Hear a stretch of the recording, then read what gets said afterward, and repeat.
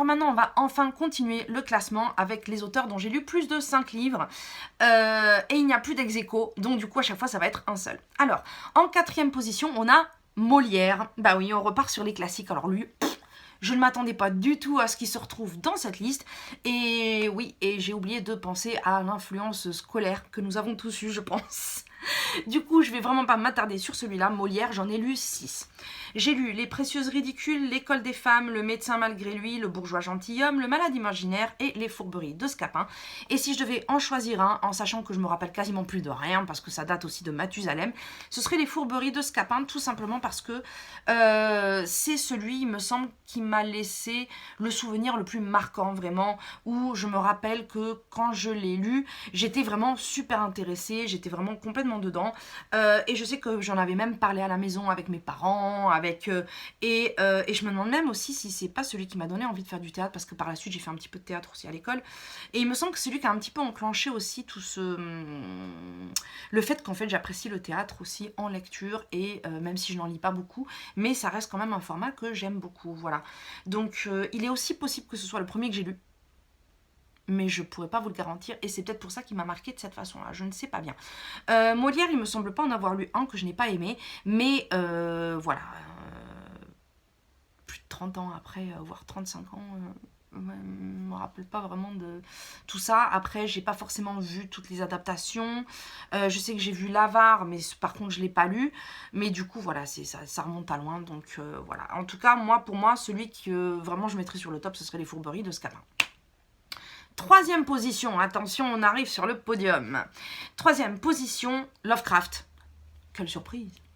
Avec 7 livres plus. J'ai mis 7 plus parce que, en fait, Lovecraft a écrit beaucoup de nouvelles, que ces nouvelles sont parfois très courtes, mais que j'ai lu des recueils de nouvelles, des nouvelles indépendantes, et que maintenant j'ai aussi, je pense que je voulais montrer, vous savez, dans la collection bouquins où ils font l'intégrale de certains auteurs, j'ai le premier tome qui fait 1300 pages, et donc forcément, bon bah ça, si je le compte comme un livre, 1300 pages, ça fait quand même, voilà.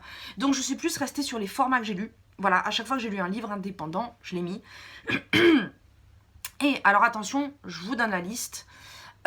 Alors, Herbert West, Réanimateur, que j'ai lu il n'y a pas longtemps. Je vous en ai parlé dans une de mes vidéos. Je vous foutrai le truc quelque part. L'affaire Charles Dexter Ward, qui est le premier que j'ai lu, qui est un roman. Je le précise parce que, comme je viens de vous le préciser, Lovecraft a écrit majoritairement des nouvelles. Voilà, donc c'est l'un de ses rares romans. C'est le tout premier que j'ai lu de lui. J'ai pas osé le lire pendant des années, alors que j'adore l'horreur. Des fois, ce sont des choses qui arrivent. Et j'ai lu celui-là et je l'ai absolument adoré. J'ai adoré cette histoire justement où on est avec Charles Dexter Ward qui hérite une maison dans laquelle habitait son oncle et qui a été un petit peu banni par la famille, et qui lui s'est toujours demandé pourquoi cette maison, pourquoi, et qui commence en fait à farfouiller, à découvrir des petites choses qu'il n'aurait pas dû découvrir, et qui commence à comprendre un petit peu plus la vie de son oncle à travers des lettres, des tableaux, des documents, des choses qu'il a fait, et qui va commencer en fait à lui-même suivre ce même parcours et donc forcément en arriver au même résultat. Beaucoup de, bien entendu, comme souvent avec Lovecraft, on a beaucoup d'indicibles d'horreur qu'au final on ne voit jamais, mais je préfère en fait la subtilité en général, donc moi ça ne me dérange pas, et surtout j'ai beaucoup aimé ce sentiment d'angoisse et ce suspense de se dire mais qu'est-ce qui s'est passé, et on va quand même en découvrir une partie, voilà, donc ça m'avait beaucoup intriguée, et c'est de là en fait que si Lovecraft m'avait toujours intéressée avant en tant qu'auteur horrifique, c'est à partir de ce livre qui m'a intéressée parce que j'aimais sa littérature, tout simplement. Voilà. J'ai aussi lu Les Montagnes Hallucinées, un autre roman que j'ai adoré, qui se passe au pôle sud, en fait, une expédition polaire qui va partir découvrir de nouvelles contrées, en fait. En plus, ça a été écrit à l'époque où on découvrait le pôle sud, où les explorateurs y allaient pour la première fois, et où tout était un peu permis au niveau d'imagination, puisque c'était à l'époque où ça a été écrit. Excusez-moi, je commence à m'affouiller. J'ai la gorge un peu sèche. en fait, ça correspondait aussi aux découvertes de l'époque en même temps. Et je sais que j'ai absolument adoré ce roman. Comme souvent avec Lovecraft, on a beaucoup de monstres et de tentacules et de machins comme ça. Mais je crois que j'ai déjà expliqué en fait pourquoi j'aime Lovecraft. Parce qu'en général, moi, les monstres... c'est pas que j'aime pas, c'est que ça ne me fait rien. C'est plus les ambiances et les atmosphères qui, moi, me touchent. Et Lovecraft arrive, malgré les monstres, à mettre une atmosphère et une ambiance qui, étrangement, ne va pas forcément me faire peur quand je le lis, mais reste en fait dans mon cerveau pendant très très longtemps après la lecture. Et ça, c'est quelque chose que peu d'auteurs me font. Pour moi, Lovecraft est très familier parce que je retrouve beaucoup d'ambiance que je connais de mes cauchemars, un petit peu comme Junji Ito, hein, qui joue aussi beaucoup sur des monstres, mais qui, pour moi, c'est l'atmosphère et l'ambiance qui est au-dessus de tout. Voilà. Autrement, j'ai aussi lu Celui qui chuchotait dans les ténèbres. Je me rappelle pas bien ce que c'est. C'était une toute petite nouvelle, donc c'est peut-être pour ça.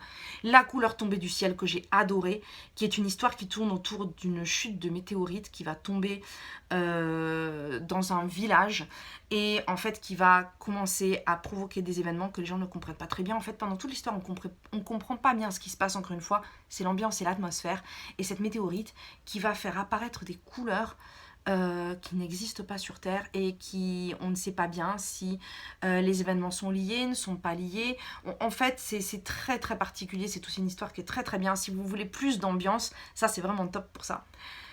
L'abomination de Dunwich, que j'ai aussi adoré, qui nous raconte une histoire en fait, qui se passe encore une fois dans un village où apparemment il y a des problèmes de... comment on appelle ça? Consanguinité. Je veux dire quand les gens font des petits dans la même famille. Voilà, des histoires de consanguinité qui vont provoquer en fait l'ouverture de portes entre les mondes. Mais en fait, c'est pas ça qui est intéressant dans l'histoire, donc c'est pour ça que je vous le dis de toute façon, parce que, encore une fois, l'ambiance et puis surtout dans quel contexte cette ouverture va se passer. Voilà, on découvre l'histoire pendant que quelqu'un la découvre aussi dans un livre, mais qui va aussi découvrir les conséquences que ça a eu et qui sont en fait en train d'avoir un lien direct avec des choses qui se passent aussi à ce moment-là. Le cauchemar d'Innsmouth, que j'ai aussi beaucoup aimé. L'appel de Cthulhu, une autre nouvelle, en fait l'une des rares nouvelles dans lesquelles on voit Cthulhu, parce que Cthulhu a beau être très connu, mais en fait on le voit très très peu. Voilà, donc c'est des rares nouvelles dans lesquelles il fait une apparition. Et donc le recueil dont je vous ai parlé, voilà, que j'ai compté dans cet ensemble. Je viens déjà de vous dire lesquels j'ai absolument adoré, c'est-à-dire les 3/4. Mais si je devais en mettre un sur le top, je dirais l'affaire Charles Dexter Ward, parce que c'est celui avec lequel j'ai découvert l'auteur. Je trouve justement que le fait qu'il y ait moins de monstres que d'habitude et moins de trucs chelous que d'habitude, et en même temps les trucs chelous sont plus classiques, dans le sens où il y a un petit côté maison hantée, un petit côté, vous savez, un petit peu comme dans Dracula, dans toutes ces nouvelles-là, dans Dr. Jekyll et Mr. Hyde. On est dans des choses un petit peu plus classiques qui, je pense, rendent peut-être la découverte plus aisée pour des gens qui n'ont pas forcément l'habitude de l'horreur ou qui veulent découvrir Lovecraft de façon un petit peu plus simplifiée, sans forcément mettre la tête direct dans le Necronomicon et tous les trucs à tentacules qui sortent de partout. Voilà. Donc voilà pour Lovecraft. Numéro 2, un auteur dont je n'ai jamais eu l'occasion de parler sur ma chaîne. Il s'agit de Christian Jacques. Voilà, Christian Jacques, en fait, que j'ai beaucoup lu à l'époque où j'ai commencé l'université, où j'ai commencé mes études d'histoire de l'art et d'archéologie, et où, en fait, comme je viens de Montpellier, forcément, à l'université de Montpellier, à Paul Valéry, l'archéologie est très très méditerranéenne, hein, c'est difficile d'en sortir, donc c'est Grèce, Rome, Égypte à fond les ballons, et à cette époque-là, donc forcément ça m'intéressait, sauf que ça finit par me passer, parce que c'est des pays dont j'ai tellement entendu parler, que ce soit en archéologie, en art, que même si c'est passionnant, à un moment donné, j'avais vraiment besoin de voir autre chose, quoi. Et peut-être ce qui m'a fait me tourner vers l'Asie au final. Mais maintenant, effectivement, que ça fait très longtemps que je n'ai plus ça, c'est quelque chose qui recommence à m'intéresser parce qu'avouons-le, c'est passionnant. À cette époque-là, donc, j'ai commencé à lire Christian Jacques, qui était aussi dans son époque, justement, où il sortait beaucoup de livres sur l'Égypte. Et pour Christian Jacques, j'ai lu Imhotep, Pour l'amour de Philae, Barrage sur le Nil, Le Pharaon Noir, La Reine Soleil, Champollion l'Égyptien, L'Affaire Toutankhamon et Ramsès, ce qui nous fait donc 8 histoires différentes, 8 livres différents. Par contre, Ramsès avait 5 tomes. Alors, disons que ces histoires-là, je vous les résume dans la globalité, tournent autour de l'histoire égyptienne. Voilà, c'est très très documenté, c'est très très basé en fait sur tout ce qu'on a découvert, en tout cas jusqu'au moment où les livres ont été écrits. Et très sincèrement, c'est passionnant. Moi, je l'ai trouvé très bien écrit. Je les lisais, mais alors vraiment très très vite. Et je pense que oui, si ce n'avait pas été effectivement au bout d'un moment pour le trop plein de toujours la même chose aussi à l'école, à la fac, enfin... je pense que j'aurais continué, mais c'est vrai qu'au bout d'un moment, j'ai arrêté parce que ça en faisait quand même beaucoup. Celui que j'ai préféré, ça a été, il me semble, Ramsès. Mais Ramsès est en 5 volumes. Donc forcément, l'histoire est beaucoup plus étendue, beaucoup plus... donc forcément, oui, je pense que j'étais beaucoup plus dedans, mais je l'ai trouvée absolument passionnante. Voilà, donc s'il y en avait un que je devrais vous conseiller, ce serait Ramsès. Je ne vous développe pas, enfin je ne vous décris pas ses romans, puisque le titre parle de lui-même. Ramsès, bah, c'est l'histoire de Ramsès, hein, voilà. C'était très très intéressant. Par contre, si vous voulez peut-être attaquer sur quelque chose de plus petit, plutôt que d'attaquer direct sur un truc à 5 volumes, je vous conseillerais... où est-ce qu'il est ? Champollion l'Égyptien, qui est l'histoire de Champollion, et surtout la période où il a déchiffré les hiéroglyphes, comment il l'a fait en fait, donc un petit peu sa biographie, etc. C'est un livre qui n'est pas très très gros et que je trouve très très intéressant si on veut découvrir l'écriture de l'auteur, si on veut découvrir aussi donc des choses sur l'Égypte en règle générale, mais sans forcément, encore une fois, mettre la tête dedans et se noyer dans le business. Voilà. Voilà, bah écoutez, maintenant on va attaquer le numéro 1 qui, je suis sûre, tout le monde l'a déjà deviné. Stephen King avec 37 livres. Alors, pardon, si j'avais compté tous les volumes, ça serait 51 livres. Je savais bien que c'était lui qui allait finir à la première place. Pas de surprise là-dessus même pour moi. Mais c'est vrai qu'en sachant que j'ai arrêté de le lire pendant peut-être 20 ans, si c'est pas plus, que je me suis remise il n'y a pas longtemps, mais que depuis j'en ai peut-être lu 2 ou 3, ce qui n'est pas non plus beaucoup, je me dis, mon Dieu, mais j'ai lu que ça en fait quand j'étais ado. C'est un truc de fou. J'ai commencé à lire quand j'avais 12 ans. J'ai dû arrêter quand j'avais peut-être 18 ans, donc ça fait pas non plus... donc effectivement, oui, ben voilà, sans surprise, et j'en ai lu des tonnes. C'est clairement un auteur qui m'a beaucoup marqué dans ma vie, qui a été très important de beaucoup de façons et pour beaucoup de raisons. Et je pense que toutes les personnes effectivement qui l'ont lu comme ça pendant des années, surtout à leur adolescence à cette époque-là, je pense que ça... on a quand même beaucoup de points communs pour les raisons pour lesquelles on en a lu autant. Voilà. Une chose quand même qu'on aime Stephen King ou pas, qu'on ne peut pas lui enlever, c'est il décrit toujours des personnages, il crée des personnages très attachants, des personnages pour lesquels on a envie de savoir qu'est-ce qui va leur arriver, enfin voilà, c'est vraiment un gros point commun sur toutes ces histoires. Après, le contenu horrifique, fantastique, etc., il faut avouer que ce mec a une imagination monstrueuse et que toutes les histoires ont des thématiques complètement différentes et qu'il a aussi touché à des genres différents et qu'en plus il est hyper prolifique. Donc je pense que sincèrement, je suis curieuse de savoir, est-ce qu'il y a une personne qui a été capable de lire tout ce qu'il a écrit, du début jusqu'à aujourd'hui. Et je me demande aussi combien ça représente. Voilà. Alors, ben, écoutez, sur ce, et puisque c'est un auteur ultra connu, on va pas non plus trop détailler, mais comme pour les autres, je vais quand même vous dire ce que j'ai lu de lui. Alors, on va commencer par ce qu'il a écrit sous le nom de Richard Bachman, parce qu'effectivement, il a utilisé un pseudo pour certains de ses livres. Donc, Rage, Running Man et Marche ou Crève. Très sincèrement, j'ai adoré les 3. Ce sont des livres qui sont plutôt fins, tous les 3. Et je trouve justement ils sortent un petit peu du lot. pas seulement parce que ça a été écrit sous un autre pseudo, mais je leur trouve un certain nombre de points communs.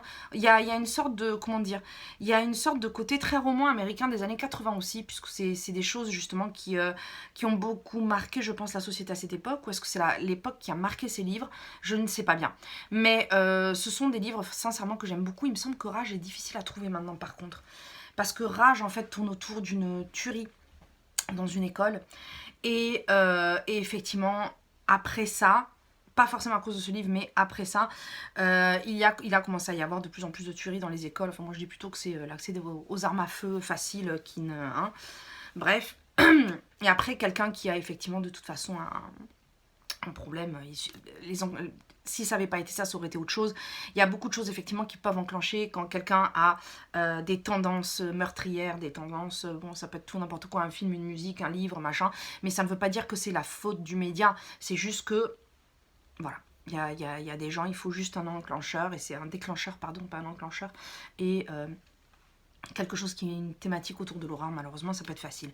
Et il me semble que c'est à cause de ça que, je suis pas sûre en France, mais je sais qu'aux États-Unis je crois qu'il est plus publié du tout à cause de ça. Et voilà, donc bah écoutez, en tout cas j'espère que vous aurez quand même l'occasion de le lire si ça n'a pas encore été fait, et que vous pouvez le trouver ne serait-ce que dans des trucs d'occasion si c'est possible, voilà. Alors, il a aussi écrit beaucoup de recueils de nouvelles. D'ailleurs, c'est quelque chose dans la littérature horrifique qu'on ne retrouve pas forcément dans d'autres genres littéraires. Mais l'horreur, effectivement, est propice à l'écriture de nouvelles. Et donc j'ai lu les 2 volumes de Brume, Minuit 2, Minuit 4, Différentes saisons, Danse macabre, Rêves et cauchemars, les 2 volumes, Tout est fatal, Nuit noire, Étoile morte. Voilà. Danse macabre... Je sais qu'il m'avait beaucoup marqué parce qu'il me semble que c'était le premier recueil de nouvelles que j'ai lu de lui. Et encore une fois, qui touchait beaucoup à mes peurs, à des choses justement que... je peux même plus vous dire quelles nouvelles sont là-dedans parce que j'en ai lu tellement de lui que voilà. Mais je sais qu'il m'avait marqué, beaucoup marqué. Différentes saisons, s'il y en a que ça tente, il y a une nouvelle par saison. Ce sont des nouvelles assez longues.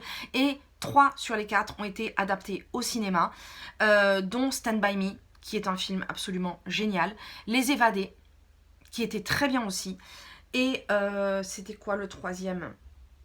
Oh là là, c'était avec Johnny Depp, il me semble. Fenêtre, ou Un élève doué.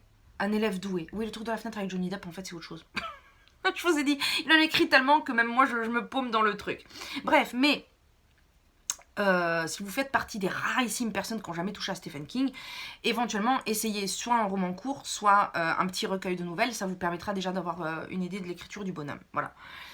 Des nouvelles indépendantes, Laurie, que vous pouvez avoir gratuitement sur Amazon en fait, et sur son site aussi il me semble. C'est une nouvelle autour d'un chien qui s'appelle Laurie, que j'ai trouvé très mignonne, et franchement ouais, prenez-le, c'est gratuit, voilà. Donc... un tour sur le bolide. Et dans les livres à épisodes, il y a eu la ligne verte. Parce que maintenant, forcément, on peut trouver le roman. Mais quand c'est sorti, vous savez, c'était la petite collection à 2 francs, là, ou 2 euros. De quelque chose chez Librio. Ah non, ça commence avec 10 francs et après c'était 2 euros. Chez Librio. Et donc, en fait, ils en sortaient un volume tous les... Je crois que c'était un par mois ou par semaine. Je crois que c'était un par mois. Et donc du coup, tous les mois, il y en avait un qui sortait. Et donc j'étais là en train d'attendre mon petit épisode. Et je crois que depuis, il en a fait d'autres à épisodes. Mais ceux-là, je les ai pas lus. Voilà. Sinon, il y a aussi, complètement en dehors de ce genre de catégorie, des livres qui ne sont ni des romans, ni des nouvelles, ni des trucs à épisodes. Il y a Peur bleue, que j'ai mis là-dedans. Je crois que c'est l'un des rares que j'ai pas aimé du tout. C'est une histoire autour de loup-garou. Mais je ne sais plus pourquoi je l'ai mis là. Je crois que c'est un scénario en fait. C'est écrit comme un scénario, c'est peut-être pour ça. Sinon, il y a aussi Anatomie de l'horreur et Écriture, mémoire d'un métier, donc qui nous permettent d'avoir la vision de Stephen King sur l'horreur, comment il a découvert l'horreur, les livres, les films, son opinion sur l'écriture, sur beaucoup de choses. Ces 2 bouquins sont vraiment géniaux. Anatomie de l'horreur et Écriture, vraiment très très intéressant. Si vous vous intéressez au métier d'auteur en général ou à la culture autour de l'horreur de ces 40 dernières années, sincèrement, lisez-les, ils sont hyper intéressants, très bien documentés. Voilà, même si c'est écrit par Stephen King, c'est vraiment très intéressant. Combien de fois j'ai dit? Je pense que vous avez compris. Et là, on attaque le gros morceau avec les romans. Alors, il y a bien entendu ça en 3 volumes. Cujo, Salem, Cimetière, Shining, Carrie, Christine, Charlie, La part des ténèbres, La peau sur les os, Misery, Dolores Claiborne, Jessie, Bazar en 2 volumes, Les Atomic Knockers en 3 volumes et Le Fléau en 3 volumes. Voilà. Donc ça fait quand même un paquet. Et du coup, encore une fois, je vais pas forcément revenir sur toutes les histoires. Mais si je devais faire un top, alors là c'est compliqué, c'est méga compliqué. Sans mettre de numéro 1, numéro 2, numéro 3, hein, parce qu'il n'y en aura pas un au-dessus des autres. Mais éventuellement, pour ceux qui m'ont le plus marqué, je mettrai Shining, dont je vous ai déjà parlé à plusieurs reprises, parce que c'est celui qui m'a fait le plus flipper. Et qu'en même temps, j'ai absolument adoré. Voilà. Il me semble que j'en parle dans ma vidéo sur l'horreur, et puis il y en a une autre, donc je vous la mettrai par là aussi, comme d'habitude. Donc ça en fait un. Ensuite, je vais mettre Bazar. Bazar, pourquoi? Parce que Bazar, je trouve que c'est ce, en tout cas dans ces anciens livres, c'est clairement l'un de ceux dont on parle le moins, et moi qui m'a beaucoup marqué. Bazar, je l'ai absolument adoré. Ça fait partie vraiment de ceux que j'ai bouffé, je crois, mais que je ne pouvais pas lâcher. Parce que Bazar, en fait, part sur une histoire où, dans un petit village du Maine, comme d'hab, hein, enfin une petite ville, pas un petit village, mais où tout le monde plus ou moins se connaît, les voisins, les machins, depuis des générations. Il y a un gars, en fait, qui vient et qui va ouvrir une boutique. Il s'appelle Leland Gaunt, pour vous dire, hein, je me rappelle carrément de son nom à lui. Et du coup, dans sa boutique, en fait, il vend du bric-à-brac, sauf que ce bric-à-brac, c'est ce dont les gens rêvent secrètement, c'est-à-dire le truc dont ils veulent le plus et pour lequel ils seraient prêts à donner n'importe quoi, un petit peu vendre son âme au diable, en fait, c'est un petit peu le principe du truc. Par exemple, un gamin qui va venir et qui va trouver la carte de baseball qu'il n'a pas dans sa collection et en plus signée par le joueur, enfin genre le Graal, quoi, voilà, le truc. Et dans cette boutique, les gens ne dépensent pas d'argent, justement parce que la plupart n'ont pas beaucoup d'argent et ils demandent un service en échange. Voilà. En sachant que ces services sont souvent simples, ont l'air de rien. C'est justement ce que j'ai adoré. C'est des trucs tout simples en fait. Genre passer à vélo devant cette maison et balancer un caillou de ce côté-là. C'est des trucs tout cons. Sauf que, comme c'est une ville justement où les gens se connaissent depuis des générations, il y a aussi des histoires depuis des générations.